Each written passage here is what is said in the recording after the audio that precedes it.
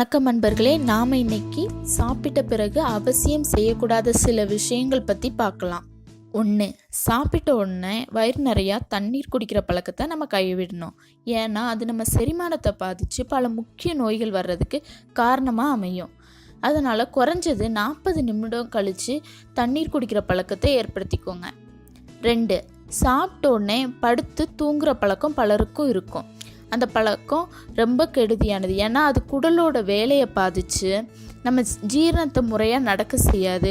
மேலும் பல பாதிப்புகளை உடலுக்கு ஏற்படுத்தும். அதனால் குறைஞ்சது 1 மணி நேரம் கழித்து தூங்கணும். 3. சாப்பிட்டோன்னே குளிக்கிற பழக்கம் கூடாது. ஏன்னா அது நம்ம உடல் எடையை அதிகரிக்கிறதுக்கு வாய்ப்பு உண்டு. அதனால் குறைஞ்சது 2 மணி நேரம் கழித்து குளிக்கணும். 4. சாப்பிட்ட உடனே எந்த ஒரு பழத்தையும் சாப்பிடக்கூடாது. ஏன்னா உணவோட ஜீரண நேரம் குறைஞ்சது 5 மணி நேரம். ஆனால் பழங்களோட ஜீரண நேரம் அதிகபட்சமே 2 மணி நேரம் தான்.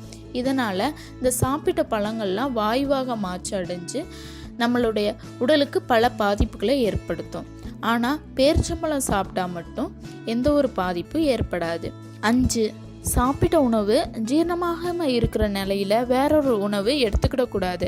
அப்படி எடுத்துக்கிட்டோம்னா ஏற்கனவே ஜீரணமாகாமல் இருக்கிற உணவு நமக்கு சுகர் வரோட காரணமாக அமையும். 6. குளிர்பானங்கள், ஐஸ்கிரீம், ஐஸ் வாட்டர் இவைகள்லாம் சாப்பிட்டோன்னே எடுத்துக்கிடக்கூடாது. அப்படி எடுத்துக்கிட்டோம்னா அது உணவு செரிக்கிறதுக்கு தேவையான குடலில் இருக்கிற வெப்பத்தை குறைச்சிடும். அதனால் சாப்பிட்டோன்னே இந்த குளிர்பானங்கள்லாம் தவிர்க்கிறது நல்லது. 7.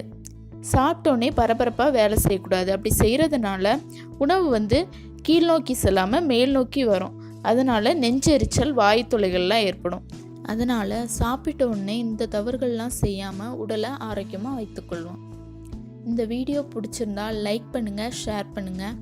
மறக்காமல் எங்கள் சேனலை சப்ஸ்கிரைப் பண்ணுங்கள்.